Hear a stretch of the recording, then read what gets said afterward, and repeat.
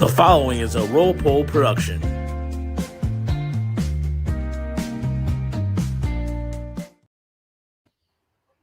Well, hello. Welcome to an off-season edition of Motor City Metrics. I am Mike Papchek, alongside Yoop today.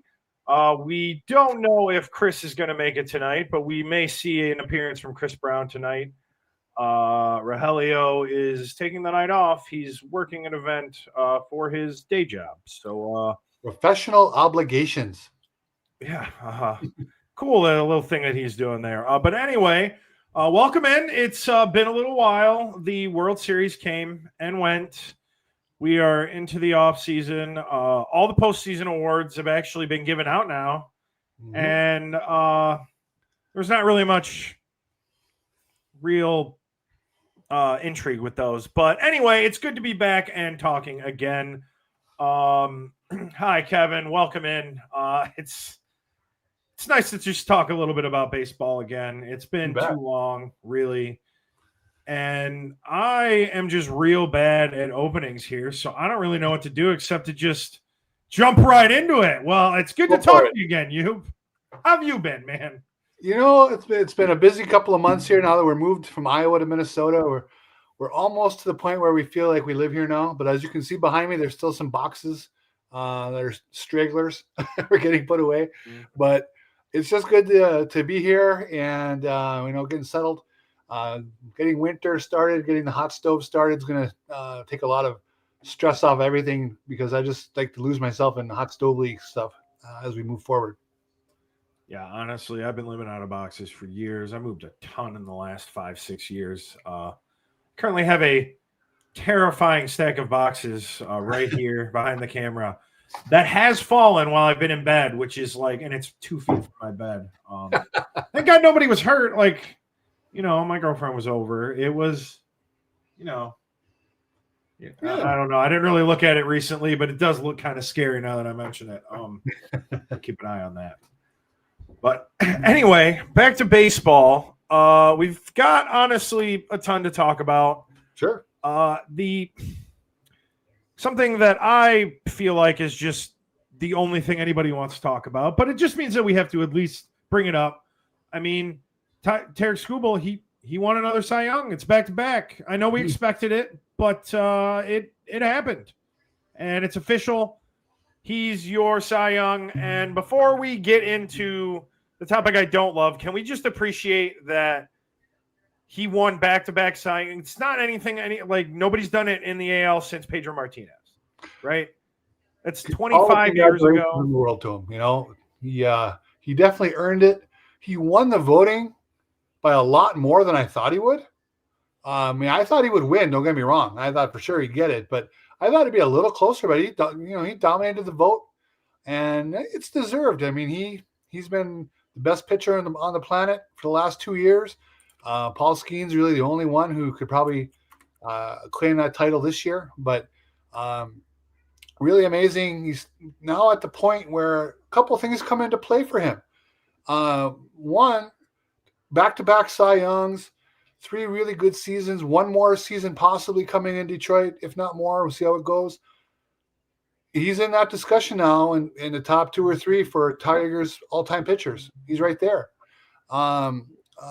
So, and the other thing is, if he is to get another Cy Young, whether it's in Detroit or elsewhere, now you're pretty much guaranteed he's a Hall of Famer. I mean, pretty much. I mean, and just to clarify what you said, Tarik Skubal, he got 26 first-place votes, 4 second-place votes. That was it. Yep. Crochet had same thing, just flipped, 4 first place, 26 second. Hunter Brown came in third with 24 of the third place, and then Max Fried got the rest of the third-place votes. That was your order for AL Cy Young. Paul Skeen's taking the NL Cy Young in a sweep. He took all 30 votes, so also worth mentioning. But I don't know. I know we have to talk about it.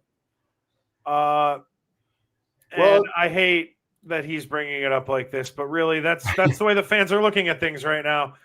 And I mean, I do love what Mitchell said here, but the thing that's going to be on everybody's mind is, where is Skubal going to end up finishing his career? Where is he going to be playing next? Because it really does seem like it. I mean, we've talked about it at length, and I don't think any of us really thought he was going to be here. So, that's what's on the table right now. It is, and a lot of things were discussed this week. He certainly made his comments about being a Tiger for life. Maybe those are perfunctory comments, and he just had to say that. I don't know. Certainly, some Tiger fans probably take some heart in the fact that he wants to do that. Now, the big thing there is he can have some say-so in the matter. He says it's not in his hands. It actually is. I mean, he could make the Tigers an offer that they can't refuse. That would be eminently affordable, but still make him an extremely wealthy man. Now, I don't want to sound like a certain TV guy or radio guy who I had some issues with. I won't bring up his name, who was almost calling Skubal greedy if he holds out for the most money. I don't think that, and I don't think he should feel he needs to make the Tigers a lowball himself, basically. But I'm just saying, if he wants to be a Tiger for life, he can make that happen. I mean, I guess, but when you're literally, the last thing you said before that, Yoop, was literally saying he's going already on a Hall of Fame trajectory. Yes. He already is one of the best Tigers pitchers ever. If those two things are true, why would you take an affordable deal? Like, I don't think anyone else in that same position would feel the same way. There's a difference between taking a discount and completely not giving yourself the proper self-worth. Oh, Mike, I completely agree. I was just trying to state the case of what he was talking about, but I know. This is his one. If he gets through this next season healthy, he is going to have his one true chance at unfettered free agency while he's in his prime. Because the next time after this, he'll be on the downhill. Okay. But next year is the year, and he's earned it by marvelous performances. He has stayed healthy enough since his last surgery, where if he can get through this year healthy, he's going to really bank. And he deserves it. He's earned it on the field. But just like I said, if there's any truth to wanting to be a Tiger for life, that really is, it's more in his hands than he's willing to admit. Would you rather be Tiger for life or have the highest contract for a major league pitcher in history? It is kind of like a weird, it's obviously not that black and white. Those aren't the only two things that go into this decision. But really, like, when you think about it like that, it's really interesting. Do you want to be a legend in a town, or do you want to make a ton of money? Yeah, exactly. I don't think it makes him greedy, though. No, I know I have heard people say that too. And I think that's absolutely absurd. It's a free market. He's earned it. If he wants to go get it, this is America. He should go do it 100%, And, what's interesting, though, we go back in history to Denny McLain, 2-time Cy Young Award winner, back-to-back, just like Tarik Skubal. He eventually was traded. So, things were different then. It wasn't so much a free agent-driven thing. It was, I think they could see injury was coming on the writing on the wall for him. But it just winning 2 straight Cy Young Awards doesn't mean you stay forever. Times change. And I think there's a good chance that he is going to move along. If not this winter, then after next season. See, Kevin Tiger fan says 5 at 250 is a ton and commit. I really don't think that's enough. I don't think the years are enough. I think that that's the biggest, because there's keeps being talks of people saying the whole difference in contract, right? Like, oh, the difference is at least $250,000. And you can think about that and say that's a huge difference, but that could just be the difference in the number of years. And I think that that's what it is. I think ultimately what a pitcher wants the most is longevity. They want a long-term contract, especially one who's had surgery like Skubal. Yep. I don't think that that's necessarily feasible, but I know that that's where they're. I don't know, but I'm assuming that's where they're starting in their camp.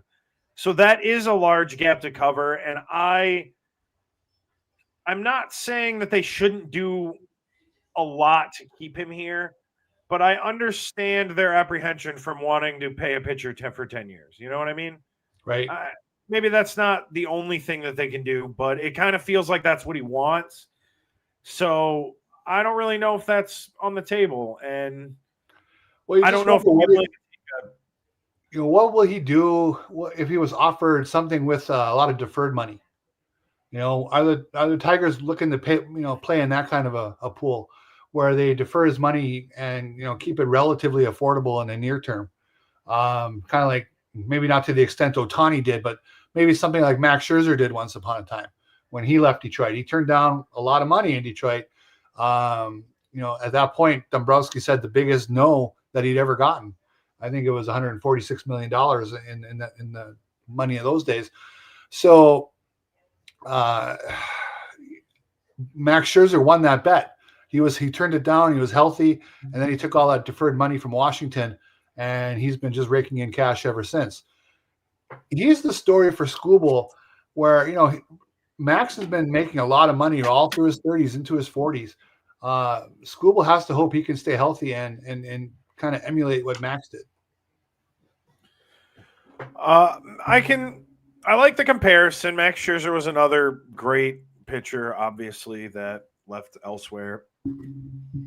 But, I mean, I know the obvious comparison is to Justin Verlander as well, another last guy.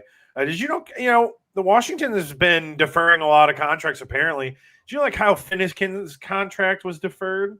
He's owed $2 million. His $6 million contract was deferred. So he's getting $2 million this next year and the year after. Interesting.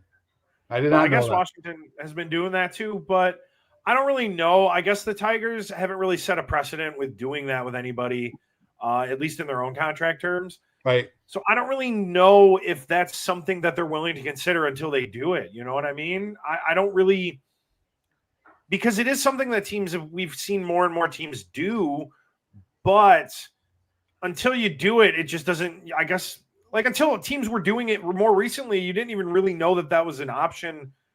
You didn't really think of that as an option on the table. You know what I mean? Right. So it would be interesting if they could structure something like it's about a $40 million per year deal, but they only pay him 20 to 25 right now, and they defer out into the future, the other $15-16 million every year, well past his retirement, kind of the Bobby Bonilla thing.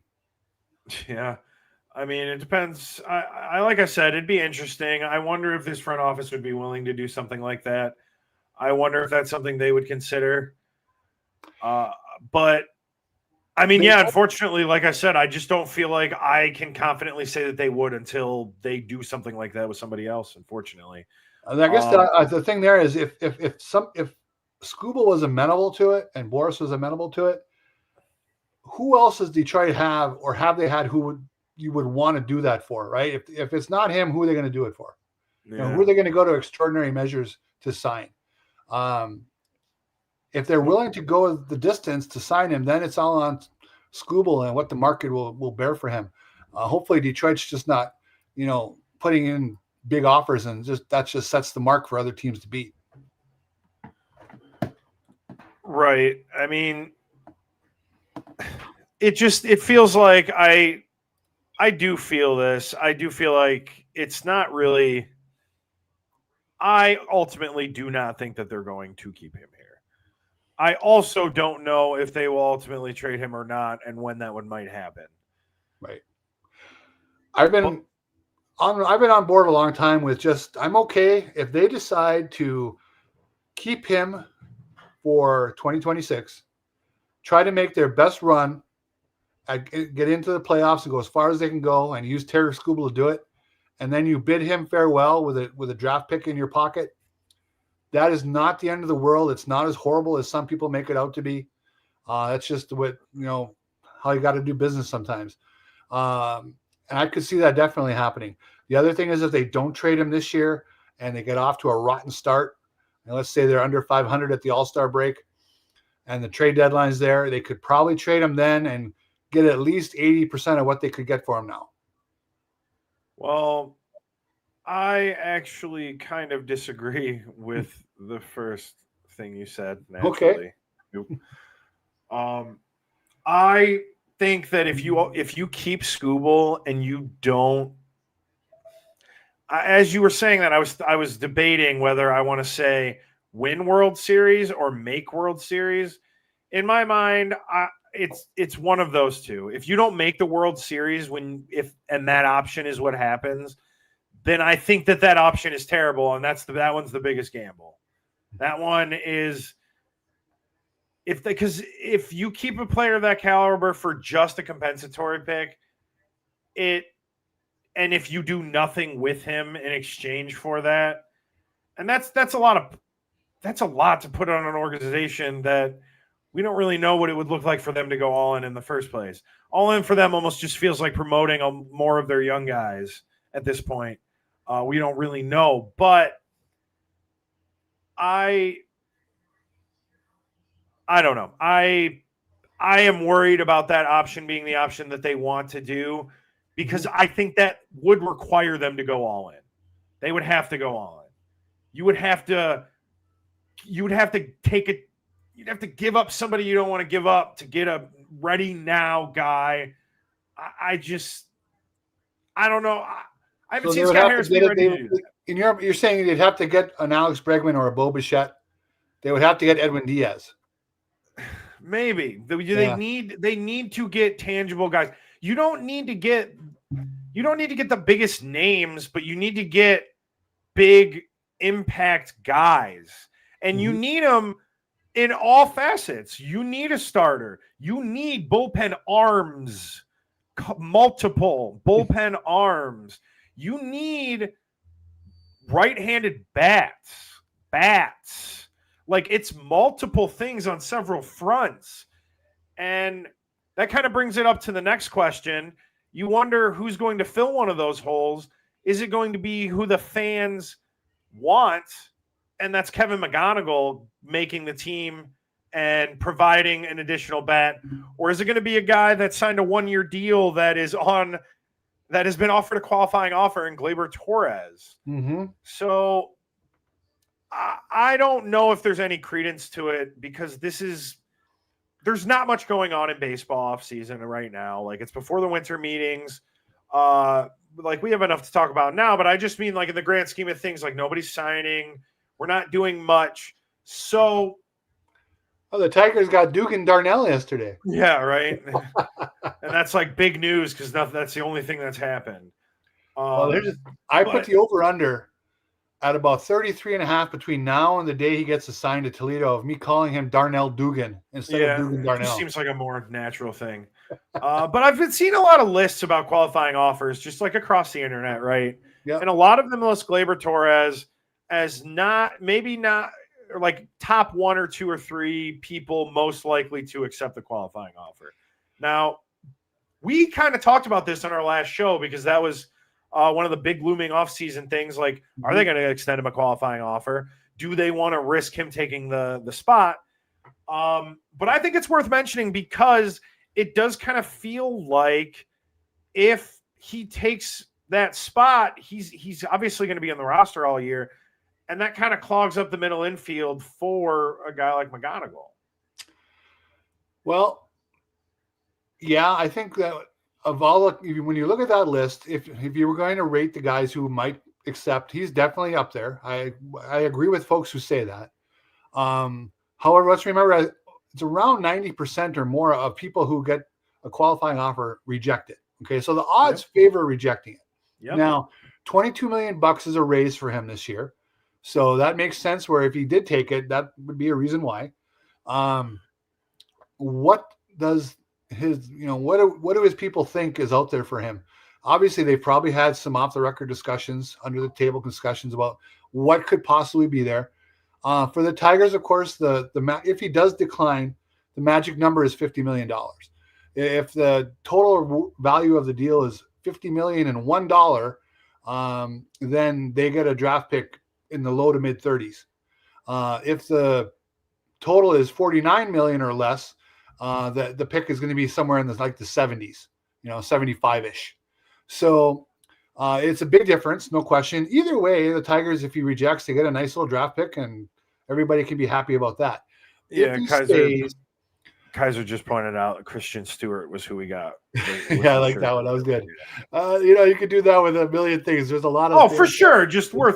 I just wanted to point it out. Go ahead. It's well worth bringing up, no question. Now, in terms of if he accepts the deal and he stays, I've always said you can't have too many good players. Okay, so there's one thing there. How much did his hernia hold him back the last 6 weeks? We have to assume it was pretty sizable. That should be set to go next year. If he's playing second base next year, then obviously once they judge Kevin McGonigal being ready, I think they have to try him at shortstop, and let Javi Baez wander around to many different positions, center field, third base, second base, shortstop. He could play a lot of different places, and he does pretty well at all of them. I don't think that's end of the world. If they feel Kevin McGonigal can be at least an average to just a slight tick below average shortstop, but his bat plays, then I think that's fine. Fair. In your dream scenario, where you're saying, well, not dream scenario, but your scenario that they keep Skubal, I would really hope that they wouldn't need Baez to play third base because they'd bring someone in to fill that gap, maybe. Oh, sure. Absolutely. I'm just saying he'll jump around and play a bunch of positions when a guy needs a day, But yeah, if they bring in, if they can get Bregman, great. If they want to go for Bichette and turn him into a third baseman, I don't know if he can play third base. I don't really know what people's opinion on that is. Have you heard anything?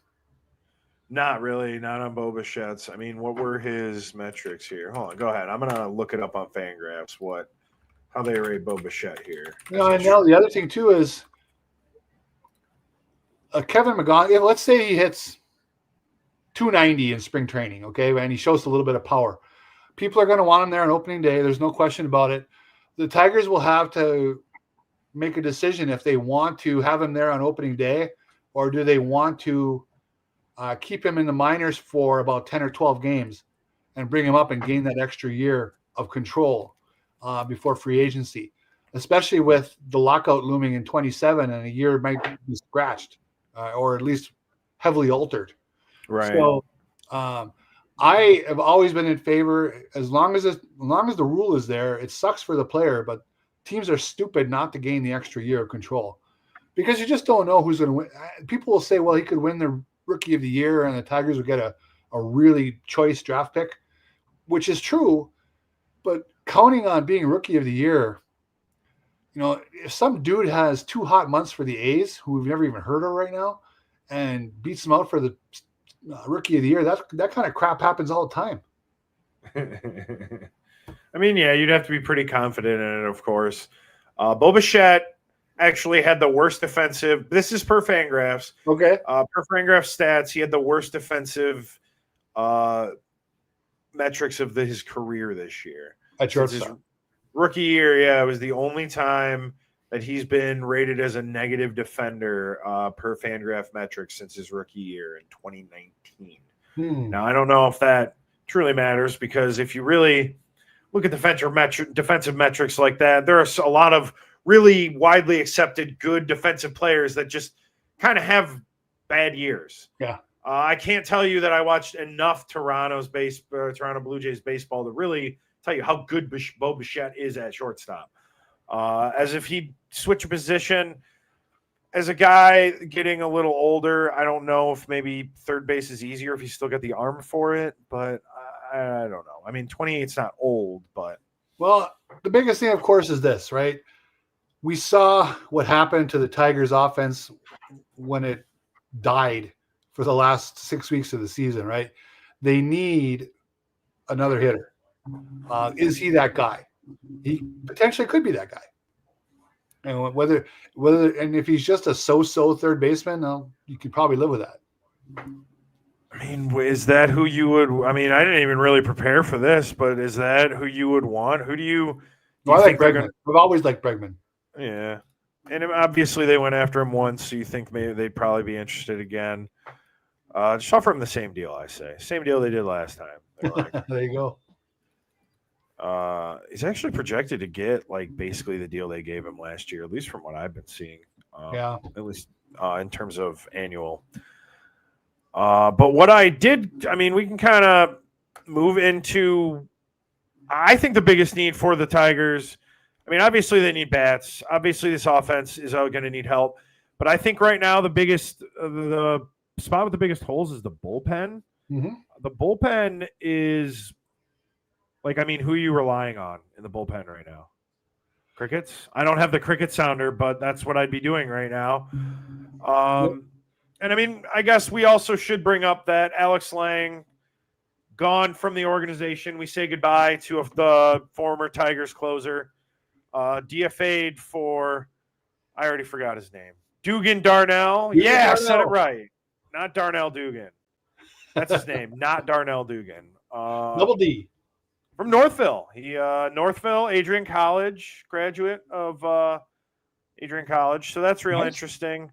He's just got 8 innings for the Rockies. I mean, sub-4 ERA for 8 innings with the Rockies.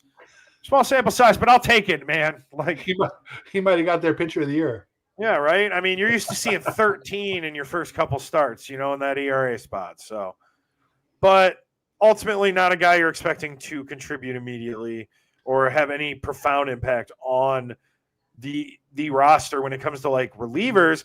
So you've already brought up one of your guys, Yoop. So who do you look at for the Tigers to who do you want them to look at in the relief market in this offseason? This early. Who can they rely on right now? They're going to be obviously bring back Will Vest. Yes. And Tyler Holton. Tyler Holton got through the year healthy. He wasn't as good as his first 2 years, but he was still a serviceable reliever. He's fine. They'll bring him back and see if they can rejuvenate what he did in year 1 and year 2. I would assume. So, I mean, he was one of the best relievers he was the best reliever in baseball at that time. So yeah, absolutely, no question. He was highly reliable. I always said his innings were wonderfully boring. Those innings, he'd have a pop up, a strikeout, and a ground ball, and into the dugout he goes. Hopefully, he can get back to that. Everybody else after that is a bit of a question mark, right? I mean, I know a lot of people want him to bring back Kyle Finnegan. I am fine if they bring back Kyle Finnegan, but I don't think he can in any way be the marquee pickup. I actually thought, he was getting wonderful results in Detroit. He was actually getting hit hard on occasion and balls were just finding gloves, which is good, but I don't trust the guy. I really don't. He's an okay pitcher. If they give him the deal they gave Tommy Kahnle, maybe slightly more, that's fine if he takes that slot. But in terms of at the top of the pen to join Will Vest, I really like Robert Suarez from San Diego. He's a little older, but he brings a dimension that they haven't had, a guy who can throw 101. Just a hell of a pitcher. He's a little home run happy at times, but most of the time he's a 1-2-3 inning coming right at you.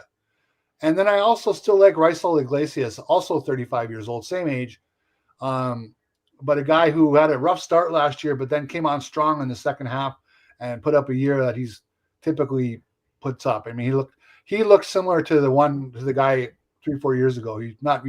He's aging pretty well. So those are two right-handed relievers I would love to see in Detroit. I don't know what the odds are, probably low, but those are the names I like. All right. I'll give you mine, but I'll just say that maybe this just tells you what I think about the organization, but those just seem like the bigger names, and it just doesn't feel – I would love to see the Tigers go after big names, but my list looks just a little bit different than yours. I went a little bit deeper because I went for guys that I thought that make sense for the Tigers. One of them is the obvious one. I'm sure that we've all seen. I'm not, doing anything groundbreaking with this, but Devin Williams obviously had a rough year in the Bronx. Did not really handle the pressure being in New York that well. He's not going to really have that here in Detroit. You're not going to have to deal with New Yorkers, all right? Not only that, his metrics weren't bad. It was a bad ERA. He was close to 5.479 in 62 innings pitched. He had a 2.68 FIP, 13.06 K/9 ratio. So he's striking guys out. He just didn't have great fielding behind him, and clearly there was, he was pitching maybe better than the results. All that really means to me is that he seems like a guy, a reclamation kind of project, a guy that was once very good that had a really rough year that they might go after. Maybe he's too rich for their blood because he does only have the one bad year prior to being, a really, really great guy out of the bullpen. But and I've seen a bunch of people saying like he would make sense for the Tigers. And I think that's why.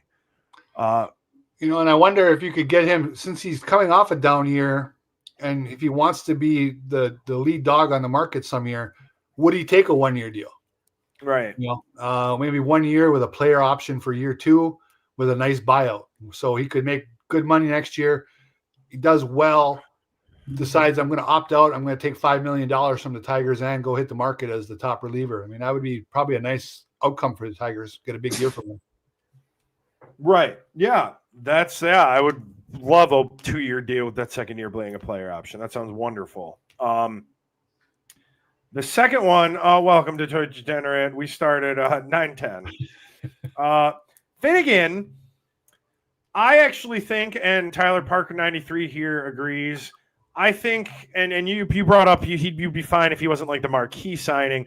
I think that it makes sense for them to sign him back, and I agree. Like maybe more of a back end guy. He's not necessarily going to be your definite closer, but he's going to be able to do some leverage situations, right? Yeah. I think that one pitcher, he's like a 3.55 ERA guy, right? He's not a shutdown, lock it down forever reliever, but he's a guy who's going to get the job done the majority of the time, and his good depth in case you have some injuries at the back of the bullpen. Now we can stick Finnegan in there. Yeah, he had a 3.47 ERA this year, 3.12 FIP, 8.68 K/9. So he's not really up there on the strikeouts. Only 57 innings pitched last year, but that is another guy that I just think makes sense for them. Mm-hmm. We have brought up this guy more than once just because we had Chris Paddock and we had Charlie Morton, the old guy reclamation project. Why not bring on another guy in north of 40 in Chris Martin? Well, he will be 40 in 2026. He had 42 and a third innings pitched, 2.98 ERA, little bit over 9 K/9. I don't know. It just seems to me that seems like a very Scott Harris kind of move. A guy, like Kenta Maeda was on the older side. Like he's going after older guys that you might think still may have some juice left. Chris Martin had a good year for the Rangers. The Rangers had great pitching, great relief, great starters. It was really their offense that failed them this year. So he was kind of a big part of that. And another guy that just feels like I mean, I didn't realize he put up numbers this good this year, but is it Jakob? Is it actually Jakob Younes or Jacob? That's how I say it. Jakob Younes, yeah. I say Jakob Younes because it's the K. It throws me off. It's more fun in my head if it's that. So that's what I've always said. I like it. But he's going into his age 33 season. He had a nice year, just under a 3 ERA. He's another guy that doesn't really strike guys out too much. Worst strikeout rate of any of the guys that I mentioned. But he is a guy that just seems like he's been looking for his spot in the main, like just what he can do. And he had a good middle relief role.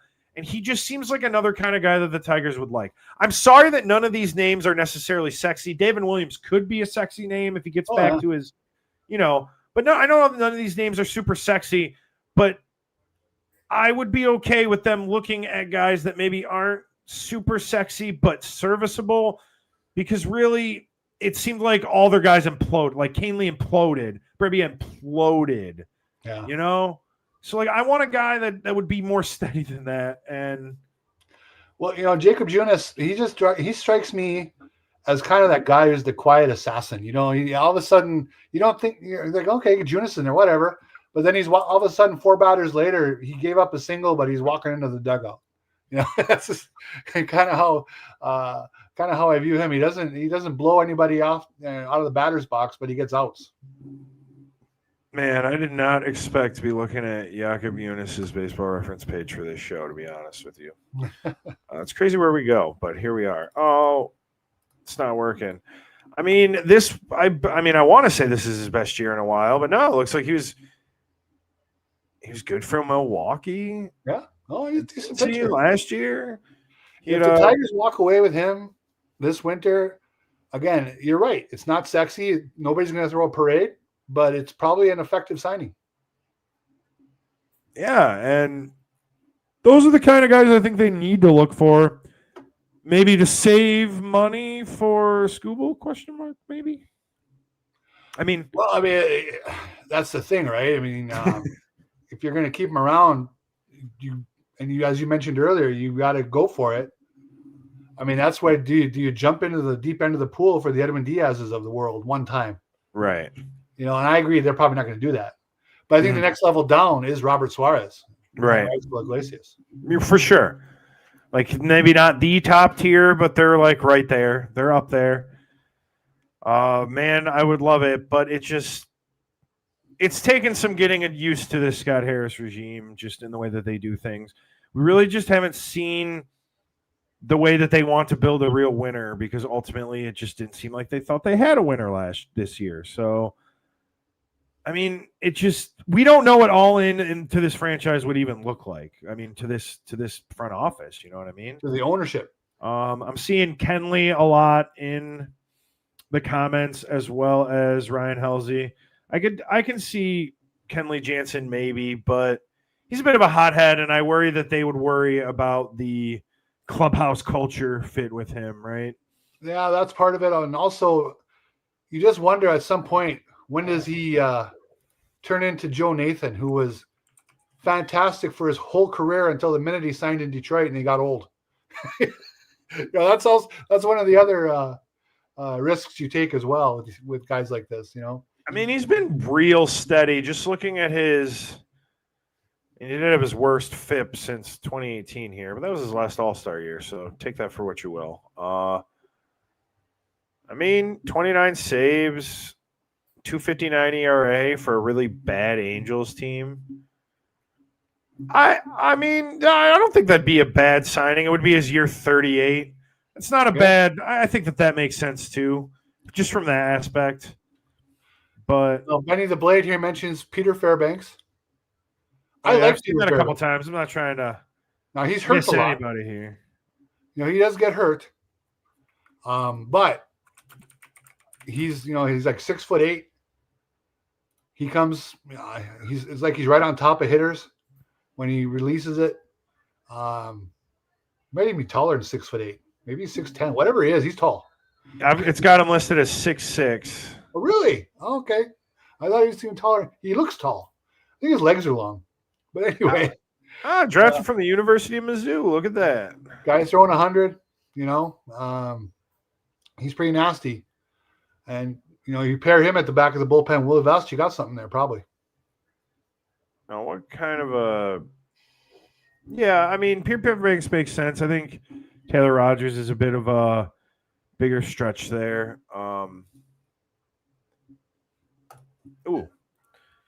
Anyway, sorry, getting lost in the Pete Fairbanks baseball reference page this time. Just, again, not really where I thought I'd go here. I don't know where else any other relievers anybody else wanted to mention, or if you had anybody else on the back burner. But I do think that this will shape the offseason to me, is fixing the bullpen. Having at least what you feel like more than one or two reliable guys, because it really felt like you didn't know what you were going to get from a lot of guys in that last year. And the other thing is who they get for the rotation could also leave some spare part guys around to be relievers. I still think Keeter Montero, if he's not in your rotation, I think you could turn him into a quality relief pitcher. So it just depends on, is Skubal still around? That takes up a rotation spot. Flaherty's back. Is Reese Olson ready to go? All of a sudden, if they have 5 pitchers and Keeter Montero, you really don't need him to prove anything in Toledo anymore. Maybe you stick him in the bullpen and he becomes a hell of a 7th inning arm. I still think that there's something there with Montero as a starter. I think it would be a shame if that's ultimately what they did with him. But would I be surprised? No. I think that that's still realistically on the table for Montero. Also seeing Dustin May. How do you feel about Dustin May, you? I hate bringing up my fantasy team, but that's why I know more about Dustin May, because he disappointed my fantasy team like crazy. I watched him several times this year with Boston and with LA. He's like a good one time through the order guy.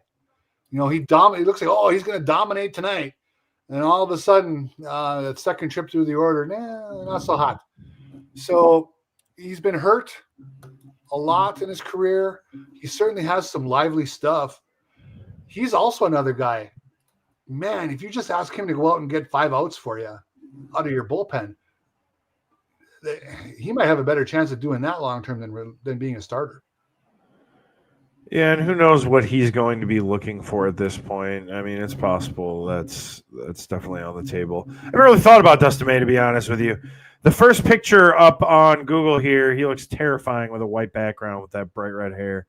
That's haunting. Here's one thing about going back to Kenley Jansen real quick. This is just a personal thing.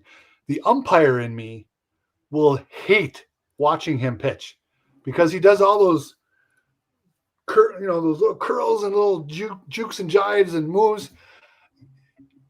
It's almost he probably boxed 30 times a game, but they never call it. So I will hate watching that part, but I would get over it if he's a Tiger. Fair enough. I mean, did you want to hit on anything else? I mean, we do have like the Dinger Gold Glove. Absolutely love to see that for him, when really, I'm not saying the Gold Glove means all this giant, like, it's not a giant accolade. But to me, I think it kind of just cements the fact that outside of Skubal, that was your most important piece this year. You found a reliable, good defensive catcher who can play some offense.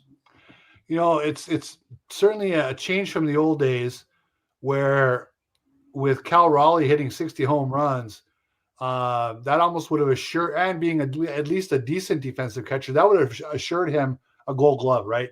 The best hitters got the Gold Gloves, which was stupid. That has kind of changed as time's gone by. But still, Cal Raleigh had such a big year, is good defensively, and still didn't get the award from his peers or from the media that Dingler got. It says a lot for what people thought of Dingler's game. Yeah. He's a heck of a good catcher. He's only going to get better. He's got a wonderful arm. Offensively, he did more than a lot of people thought this year. And if he can continue on that path, it's going to be very, very interesting once Josue Briceño is ready, what they're going to do and how they're going to approach that. If Briceño can remain a catcher, and he's as powerful as they think, power-wise at the plate, it's never a bad thing to have too many good guys, but it's going to be really interesting to see what AJ Hinch does. Yeah, that's fair. Is there room for both of them? Usually you don't. I mean, unless you're the Rockies, you don't really go that route with the two good catchers, right? Yeah, it's just he's definitely worth highlighting. With Cal Raleigh, I just want to say on him, I mean, obviously I'm not watching too much Mariners baseball. It's on at 10 p.m. I got other stuff going on. I mean, I caught as many games as I could. All they did was talk about how good his defense was, and I saw some games, and I see what people say, like he's got a good arm. But watching the playoffs with Cal Raleigh, when it said he had 0 passed balls this whole season, I was like, wait, how? They must have really screwed some pitchers over with some wild pitches versus some pass balls or something, because it just seemed like it was happening quite a bit for a guy who's regarded as a guy that's just never going to let that happen in the playoffs. Yeah, I kind of agree. It was a bit surprising. Did he wear down a bit at the end defensively? I don't know, but yeah, you're right. It didn't jive with the reputation what we saw in the playoffs. Yeah, for sure. And deadly injuries. Yeah, Mariners throw a lot of fastballs. That's true. Yeah. Well, I don't know. Just worth pointing out, because I'm not saying that I know more than everybody else. He's a good defensive catcher, but like the playoffs were weird to see that just up against it. Kevin, the Tiger fan, asked me a quick question there. No, not coming to Holland for the holidays. Our good friend lives over there. Would love to get there, but we just moved to this house in Minnesota. A lot of people are coming to us this year. Nice. That's fun. I mean, at this point, I feel like we've kind of hit on everything. Is there anything else you wanted to bring up maybe before we head out for the night? Let's do two quick things. All right. Your prediction. Gleyber Torres, thumbs up. He stays, thumbs down, he leaves. What do you think? I think he's not staying, but I think I'm going to be worried about it till the second he says he's not. Well, Tuesday's the day. I think 5:00. I am going to agree with you. I think he rejects it. I think he rejects the offer and hits the market. And that doesn't even mean they couldn't end up back in Detroit. It's possible, I suppose, but I think he's going to hit the market and see what's out there for him. Whether the Tigers get the first-round pick or the pick in the 70s, we don't know. We'll just have to see what the market gives them. So, all right, Tarik Skubal. Let's say the baseball ends tomorrow. There's no more baseball ever again. Where does Tarik Skubal rate for you in the Tigers pitching annals? I mean, he's top 3 for sure, right? The problem is just the lack of playoff success. Mm-hmm. I've seen Verlander throw, I mean, obviously a couple not so great games, but I've seen Verlander throw some great pitches in some series wins. So that's the first thing I think of. And even though I have the same feeling I have with Skubal, I brought this up all year about how when he's out there, you just feel like you're going to win no matter what. Mm-hmm. I felt that way with Verlander too. I still think it's hard with that without the playoff success. And granted, they didn't win World Series, but Verlander got there, right? That's true. For me, you go back to, let's start with, I like to stick with people, I don't know, from the 60s. We weren't around. We weren't even close to seeing Hal Newhouser. I'm sure he was fantastic. Okay, I'm sure Hooks Doss in 1918 was fantastic as well. But let's just move on from them. I'm going to go back to Denny McClain, as we mentioned him earlier. He also won 2 straight Cy Youngs. He won the World Series. Great pitcher for a short period of time. However, it's interesting when you look at his stats. ERA plus, he was only better than league average 3 times. So he had a very short peak. He had basically 5 really good years, and then a lot of injury-prone, not so hot years. So I think Skubal has vaulted past Denny McClain. Mickey Lolich would have to be in any discussion as well. Guy who pitched, like 370 innings in a season, won 3 games and 1 World Series. He's right there. But I think Skubal goes past Mickey Lolich right now, just in terms of ability, just some of the dominant stuff.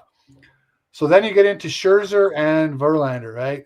I think that's really the 3 we're talking about. I was always a Max guy, but I'm willing to say Tarik Skubal is ready to pass him by. And if he has one more good year than he has in Detroit. He's a lot more likable than Mad Max, right? I love Max, but... Oh, yeah, they mentioned Morris, too. Morris was great, Yeah, for sure. Nick Morris. He was a good pitcher. I just don't think he's as good as those other 3. I mean, let's look at him. Big game Morris. I mean, he's a big game guy. You know, he'll always go down as the guy. It was going to be on his gravestone. Most wins in the 80s. It was Jack Morris. And so he certainly deserves a lot of credit. Won a World Series. Pitched one of the most famous games ever in World Series history for the Twins. So, yeah, great pitcher. If I was drafting him, though, I take Scherzer, Skubal, and Verlander in front of him. Interesting. I don't know. I guess it depends on what era, because there were. I mean, what years out of Jack Morris you get? He was here a very long time. Oh yeah, 14 seasons. I think that Skubal is looking at something else, and I agree with Deadly Ninja Beast too. It just does it does feel like how it felt when Verlander was here. I'm not trying to. I think maybe it's just because Max Scherzer wasn't drafted here. That's why, to me, it makes it a little bit harder for me to put him up there with those three. I'm not discounting anything he did here, and I know that he had a lot of, obviously he's a Hall of Fame pitcher. I still think that like the whole way it ended definitely contributes to it for me anyway. I'm not looking at just like pure stats. So I think that's why I'd put him ahead of Max Scherzer for sure. Just because, and who knows, maybe the way things with Skubal aren't going to end very well. That's right. It seems like they're more destined to end like the way it ended with, we may differ on this. I feel like things are more likely to end the same way they did with Verlander than they did with Scherzer. But it does kind of seem like those are the two options, right? Yeah. He takes a giant deal after the Tigers lowball him. Or perceived as lowball him, or they trade him and get a haul, and there's like a big heartfelt like goodbye and stuff. Those are really the two options, and I guess maybe that will affect my answer in the future, if I'm being honest with you.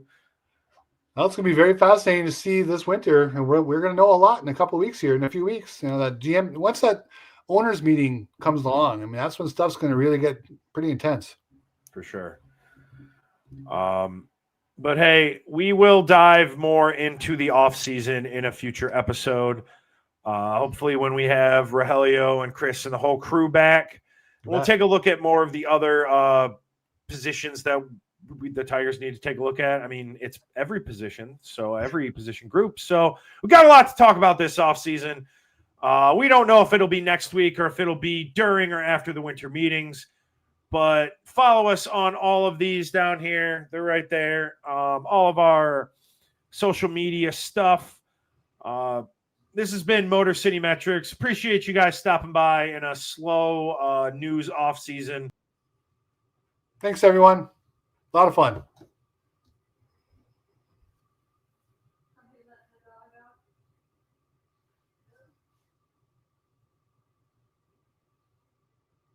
I don't know if I'm still on, but Mike disappeared.